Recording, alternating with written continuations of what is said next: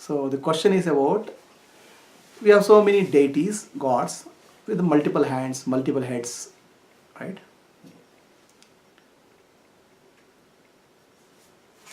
Now what is the symbolism of that?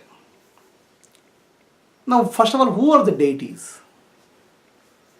Okay, who are the deities and what is the symbolism of that? The deities are the forces of the universe. Deities are the forces of the universe.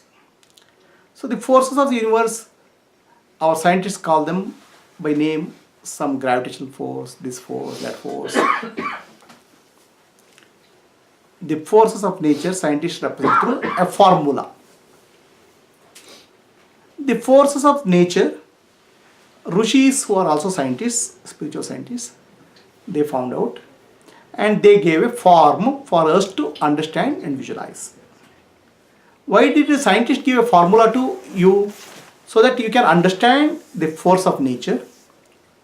E is equal to mc square. That means mass can be converted to energy and vice versa. So this is for anybody can understand. It's an equation which anybody can understand. And you apply it in your life. Scientist gave a formula, and Rishi gave a form. Both are equivalent. Formula is mathematical in nature, is mechanical in nature. A form is a living entity, living being.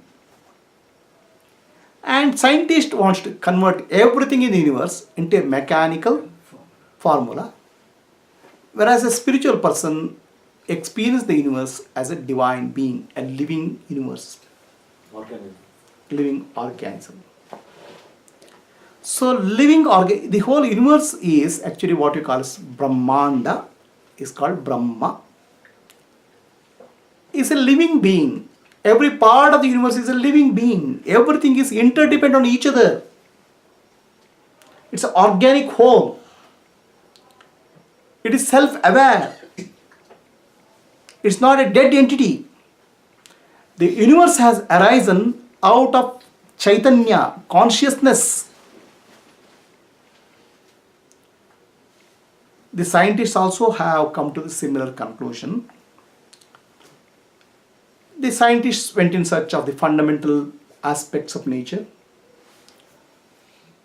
looked at the matter, and they said it's made up of molecules, made up of atoms, protons, neutrons, electrons, the subatomic particles, and finally energy. Now this energy behaves differently based on observer. It's called dual nature of light or dual nature of matter. It can behave like a wave or energy. The observer effect is consciousness, Chaitanya. So the consciousness and energy together are responsible for appearance of this universe. Let's repeat the sentence again. Together? Consciousness and energy together are responsible for this universe. Appearance of the universe. It's in the language of the Indian mystics, it's a Shiva and Shakti. Shiva is consciousness, Shakti is energy. Long before the modern world understood what is Shakti, what is energy, matter is energy, we are already found out and gave that energy as called that as Shakti, energy, and gave her the form of a mother. And long before the scientists understood there is something called what you call as the consciousness or observer effect, where our Rishis had understood and called that as Shiva. So the Shiva and Shakti are also called Brahman and Maya in Vedantic language, and Shiva and Shakti in the Shiva language. Shiva is the consciousness and Shakti is the energy. Okay. So the consciousness aspect is always called as male and energy aspect is always female. Alright. The consciousness is the one which directs the energy. Okay. Shiva without Shakti is motionless. Shakti without Shiva has no energy, no motion. Together only they can create that entire thing, universe. Now this Shiva and Shakti combination is in Vedantic terms is called Brahman and Maya. Okay. What we did, we identified the fundamental aspects of creation, and that aspect of creation, we said there is a consciousness part and there is a energy part. The consciousness part we call as male gods, and energy part called female gods. So looking at the universe, there is a fundamentally three aspects of creation. One is creation, sustenance and destruction. Srashti, Sthiti, Samhara. The Srashti aspect we called Brahmaji, Brahman, Brahma, and all Brahma's power we call as Shakti, which is Saraswati. As usual, the male gods are powerless. All the wives have the power. Okay? So all the power in the family rests with the women of the house. All power of Brahma is with Saraswati. Intelligence. Creativity. This is Saraswati. Creation aspect is handled by Brahma. And Brahma has 4 phases. Okay. Now the phases are facets. What is the difference between phase and facets? Facets are different. Facets is different aspects. The different aspects of Brahmaji has to be represented in a 3-dimensional art form, then it becomes 4 phases. Shilpakala takes that abstract concept of 4 aspects of Brahmaji and converts into 4 phases.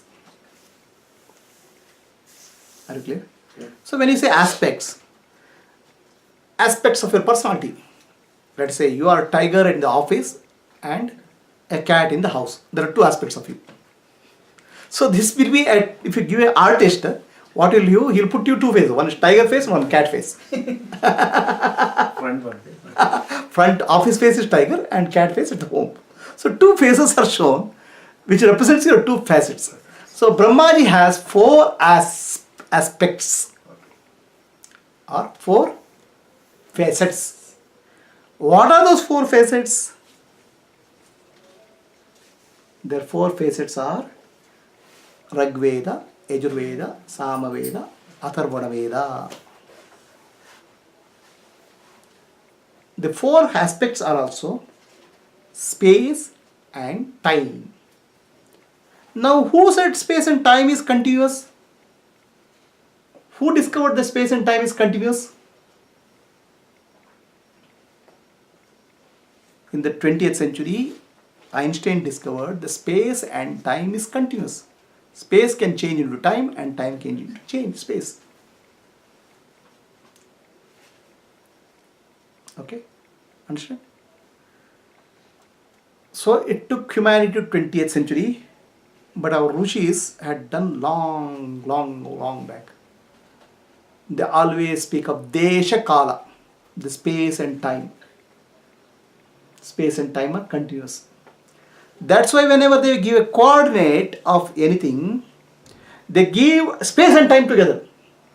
Very important. Because space and time together can only specify a proper coordinate. That's why any of you heard of Sankalpa, Adya Brahmana Dvitiya Parade Shri Svetavara Kalpe Vayuvatsav Manmantre Jambudvipe Bharata Varshe Bharata Kande Shri Rama Kshetre Kali Yuge Pratama Pade. Space and time they are giving together. Space without time has no meaning. Time without space has no meaning. Space and time is continuous. So Brahma's 4 aspects represent 3-dimensional space and time. Okay. So Saraswati, feminine goddess, represents the creativity and intelligence. Similarly, Vishnu is responsible for sustenance of the universe. So his aspects of Vishnu means one who has pervaded throughout the space, throughout the universe. His aspect, his power is represented Shakti, which is Lakshmi. Lakshmi has different dimensions. Dhana Lakshmi, Dhanya Lakshmi, Santan Lakshmi. There are 8 Lakshmis, 8 aspects of powers of creation which we covet. Similarly, Shiva has Parvati as counterpart. Parvati, she becomes Durga, the destroyer. Right? The destruction is also part of the nature. So these fundamental aspects of nature we personified into these divine beings. Why personification of divine beings? Because it is easy to recognize, easy to understand. Human beings can understand this personification much more easily than a formula. Okay?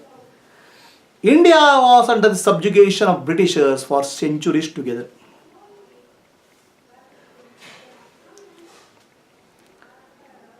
Okay? It is difficult to fight against the Britishers. Britishers had all the wealth sucked out of India. They had all the army and guns and machines. But what made the Indians stand against the Britishers? Vande Mataram. The country was personified as mother. So you don't accept mother being subjugated by anybody. So this united Indians, Vande Mataram. It made blood of Indians boil. They fought against the mighty British Empire just by personifying India as motherland. A piece of land which is a piece of borders in the map became a living embodiment of principle. Something life, there was life. Is Mother India there? Mother India, is there somebody called Mother India? There's a movie I know. Who made that? Mehboob Khan. Huh? Mehboob Khan.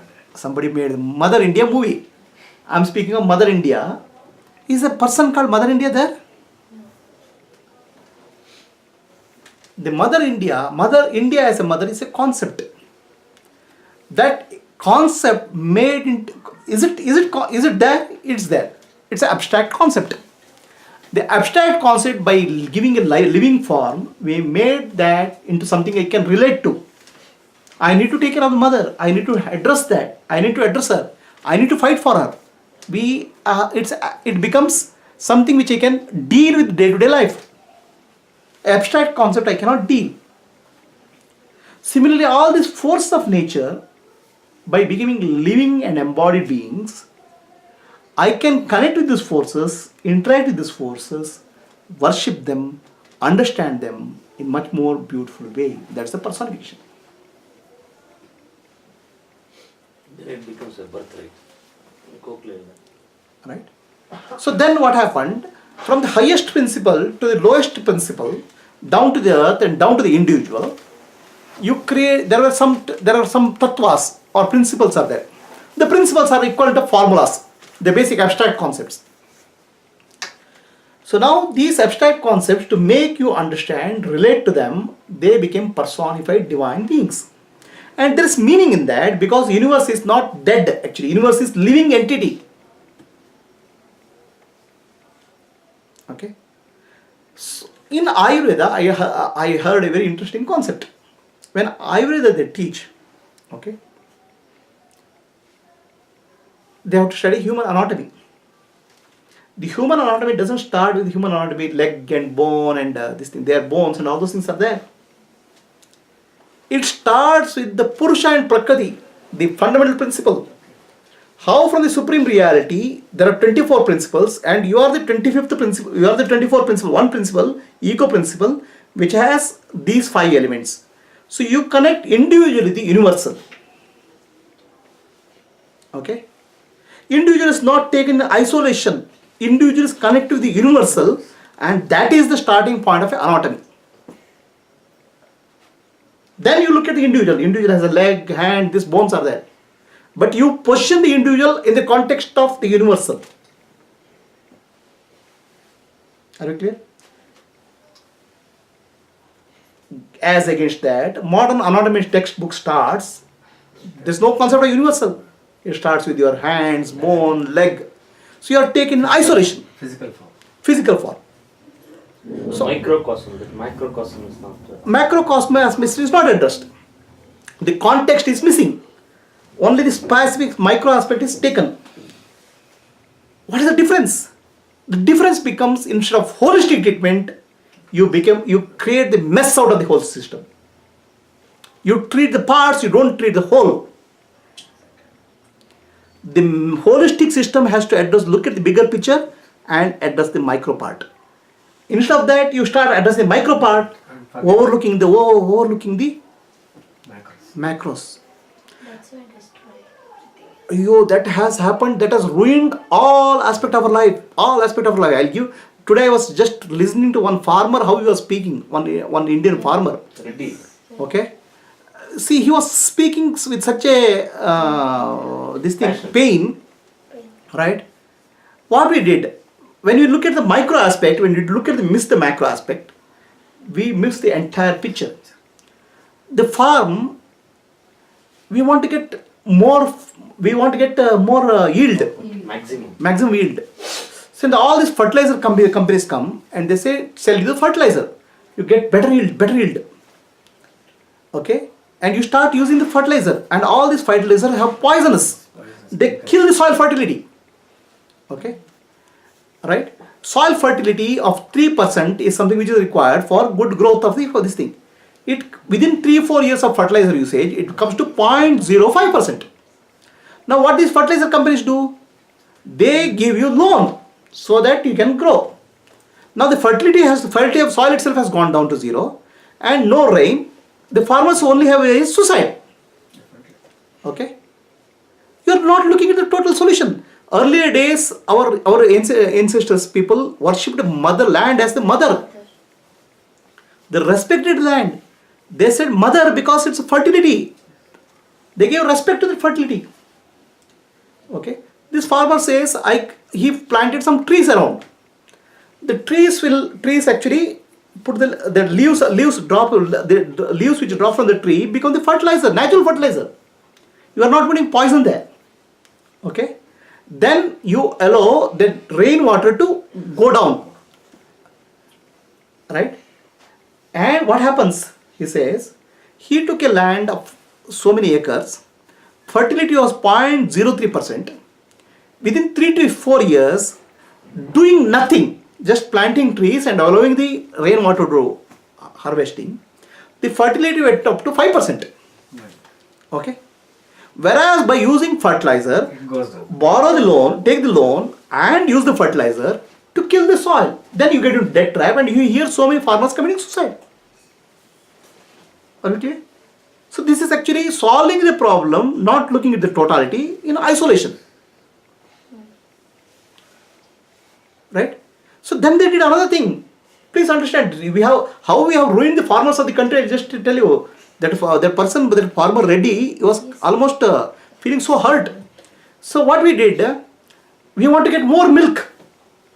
These cows in Denmark and some of the other countries, they give more milk.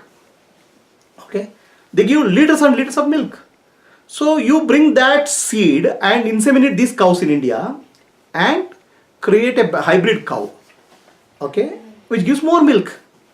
Unfortunately, those genes are not capable of withstanding Indian weather. And these cows, they are living in an environment which is some cold weather, and suddenly you bring them into hot weather. They can't survive. You spend so much of medicine, so much of effort, and within 7 to 8, they're old, and you sell them to butcher. In the process, what you have done, you have invested in the cow.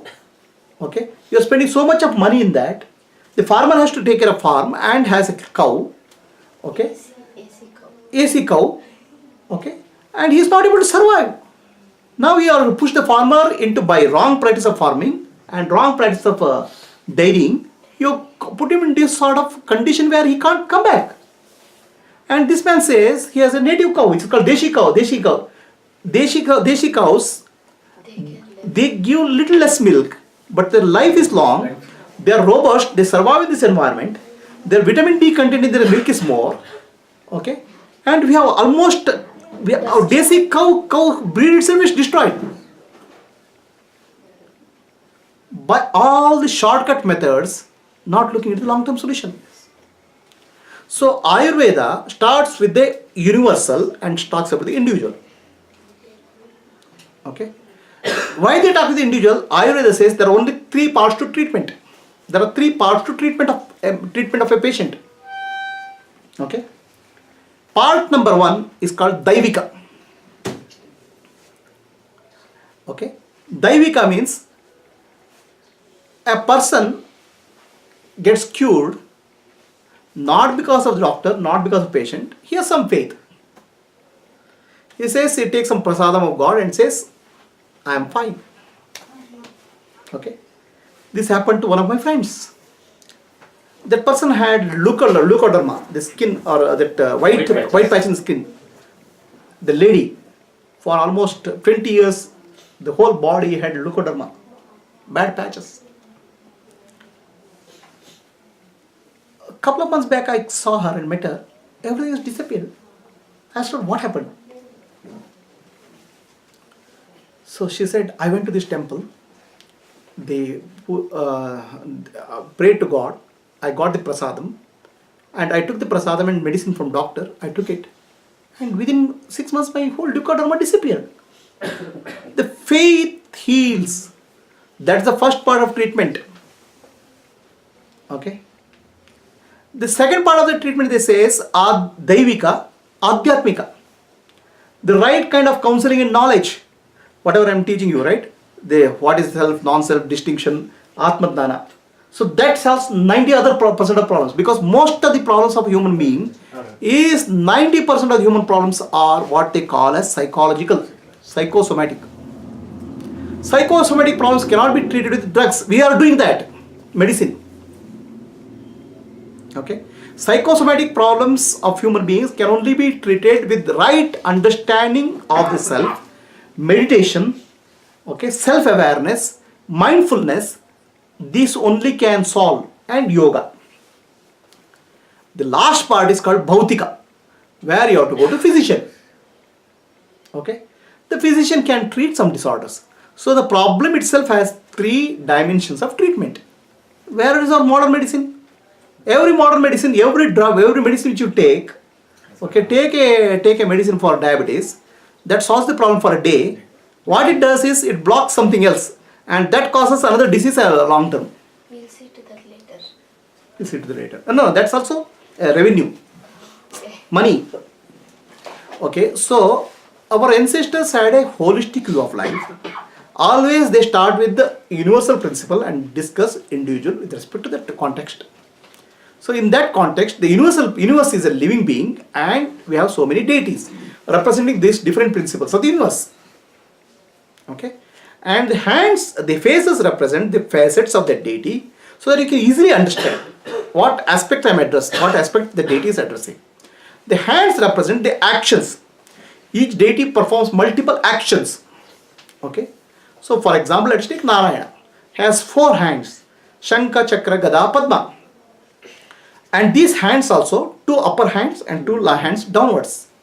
The 2 upper hands represent always, and this actually again, we can't understand the Indian spirituality without understanding Indian Shilpa Shastra, the sculpture system.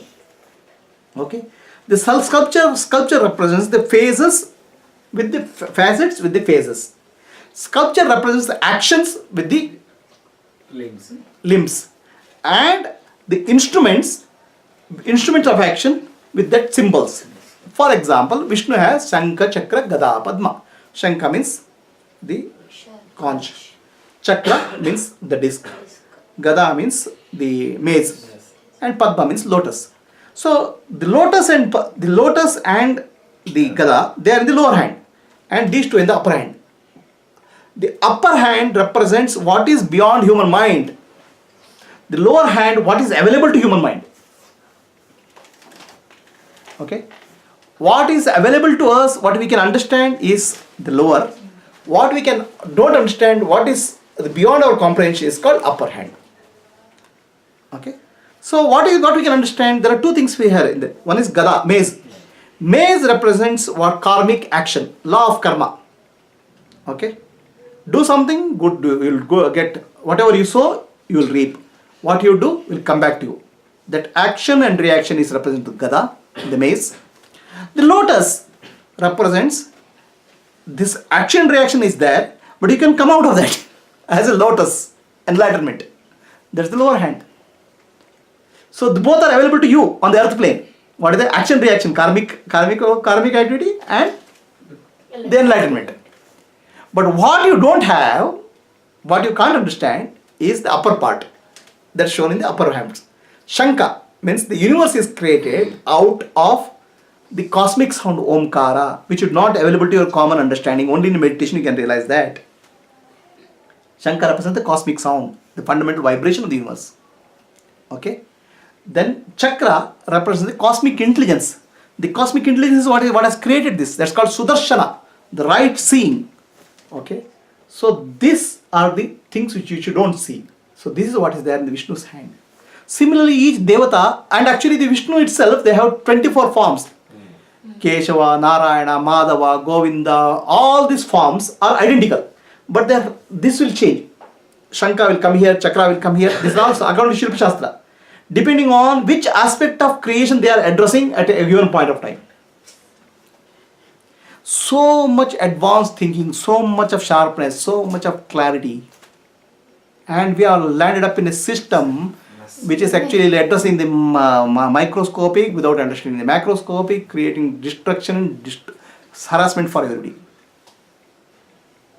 So we speak of natural calamities, natural disasters. Why don't we speak at the same time how much forest we have cut down, how many animals we are killing? What happened to that? Do you cut the forest, kill animals someplace, somewhere it will hit you as calamity, natural calamity. Why human beings are dying? Oh, what else? We are destroying the environment left, right and center. All solutions, short-term solutions, greed is leading us everywhere. Whereas our ancestors looked at the total picture, gave the total picture in a form people can understand and appreciate. Okay. This is why the gods have many forms, gods have many facets, gods have many faces and many hands. It's slightly more than that also. Our ancestors were good in representing abstract and concrete in both ways. Abstract was, let us take the abstract and concrete. One example is Shivalinga. Shivalinga is the top form of the Shivalinga is representing the formless consciousness, Chaitanya. And the bottom form represents the Prakriti, nature. The form of the Purusha and Prakriti is represented through Shivalinga. So this is an abstract concept. There is no life there. It's an abstract principle. Then we also have Shiva and Parvati, Ganesha, Shanmuga, okay, living somewhere in Kailasa. Right? So now, what are these two? Are they two different or are they same? Are they same or are they different? That abstract principle of Shiva Tattva, you as a human being, you can realize. If you realize that human Tattva, you become Shiva himself. The first person who realized that is called Shiva Yogi. We worship that Shiva Yogi with who is wearing that serpent, okay, and who lived with Parvati, who had children, and who lived in Kailasa. That was the first yogi who realized that abstract principle and taught to next generation of human beings. That's why he is called Adi Yogi. He is called Adi Guru. Okay. So we are given abstract and concrete. Why you are giving abstract and concrete? Abstract you are given to understand there is a principle. Concrete you are given that if you are able to understand the principle, this is what will happen to you. Anybody who realizes Shiva consciousness will become Shiva himself. Anybody who realizes Vishnu consciousness will become Vishnu himself. Anybody realizing Brahman consciousness, Brahman himself. Not at the body level, not at the mind level, not at the intellect level, at the consciousness level. So beautiful was our thinking, so advanced was our thinking. What happened to that now? What is abstract? What is concrete? Abstract is a principle. Okay? Shiva Linga we show is an abstract concept. The linga, formless is there and form is there. Right? It's not shown as a human being. It's not a personified. It's abstract. It's a Whereas a concept. personified yogi is there. Shiva yogi is there. The personification of that, of the deity, is to indicate that you can tune your consciousness to that personification and you can attain that consciousness in you. It's a concept and that's an example. Example. Agreed. Shiva Parvati is an example who Example. understood that concept. Are we clear? Any questions? See, sir, how advanced I was thinking. Definitely. And Today, why I raised it, today there was an article saying about, talking about that Brahmastra and all those things. The ISRO scientists and all that putting up with TTD collaboration, they want to do something. they will do some research. Even Modi had said something like that. There was a controversy and all. Today also the paper, there was a article regarding this. Sir, you just tell me. Brahmastra means Arjuna and all, they had some Brahmastras which they were able to utilize. They were part of a design like a missile. They were very, very advanced Advanced. weapon systems. You tell me, in 20th century we discovered the principle of relativity of space and time. 20 centuries before, or rather 10,000 years before, we are speaking of Desha Kala, continuity. Today we are speaking of quantum physics, observer and observed. Shiva and Shakti we are speaking, I don't know how many million years. Now if you speak of that, you say we are going to back in time. Actually we have to go forward in time by going there. Problem is, difficulty is, there is nobody who can understand. And what happened was, in India, this we have to understand why it in the context of India. Britishers came to India, okay? They found it difficult to rule. Very difficult to rule this country. You know why? Culture, education. No, education system was so advanced, so people were so well educated. Okay, they were not disturbed by some one king going and another king coming. Okay, you are a king and go, and you have come, fine. We are fine. Okay, these people didn't get, British didn't get a kick that I am ruling. So ruling, if you get it, when you want to get a kick, no, subjugation has to happen. No, these people are free actually. Okay, then they wanted to subjugate Indians and they approached two methods to subjugate Indians. Two methods, which is recorded. Destroy the education system. How do you destroy the education system? Bring the education system based on the English language. And do you know what they said in English language? We'll educate Indians for English language, with English language, so that we can have good clerks who can do good clerks Who can work? who can work for us, For them. work for them. And we have created so many good clerks. And even after Britishers have left, we have only clerks who are still following the British system. And anything we ask against, no, I'm going against the British masters. How can I talk about it? So this is the state of Yes. Let us understand English, let us use the English, it's the international language. So, But that doesn't mean that there is wealth of information which is available to us. Why not look at that? Well, in another Still. way, Indians were sleeping, so they had to be woken up. Okay. Actually, So- it's talking about Brahmastra. They Okay. just a blade of grass, when it was empowered with a mantra, it became a missile. So Missile. you don't require an arrow. A blade of grass was sufficient. All those are possible at the quantum level. Now the question is whether we understand the technology, whether we understand science, we don't know. Okay. So next second thing they adopted was there was land. Okay. In India, the concept of land is this is my house. Okay. Beyond my house, everything belongs to God, and it is left as Gomala. That means a free land belongs to the cow. Cow is able to come and graze freely. Okay. So Britishers wanted to bring the concept of ownership of the land. I am the owner of India. Britishers. So as I am the owner of India, you have to pay me for the land which you are using. You have to give me taxes. That's what they wanted to bring. So Indians said, why should I give tax? It's a God's gift to humanity. Why should I give a tax for the land I'm living? And my house is this one. I am using that, and God has given to me. And after that it goes, and that land belongs to cow. Britishers had a very hard time in convincing Indians that land has to be owned and it has to be taxed. Okay, so for 100 years they imposed a tax of 0 rupees on Indians. So that concept of giving a tax of 0 rupees was there in India for 100 years. After that only land tax came. So much was our concept, and so where we are today. Everything is there. And even cows also that the same. Hmm? Cows, Hmm. ಅದನ್ನು ಕೂಡ ಹಾಗೆ. Whatever we could destroy, we have destroyed. Now only way is upward to improve, come out of the mess. Full circle. Yeah.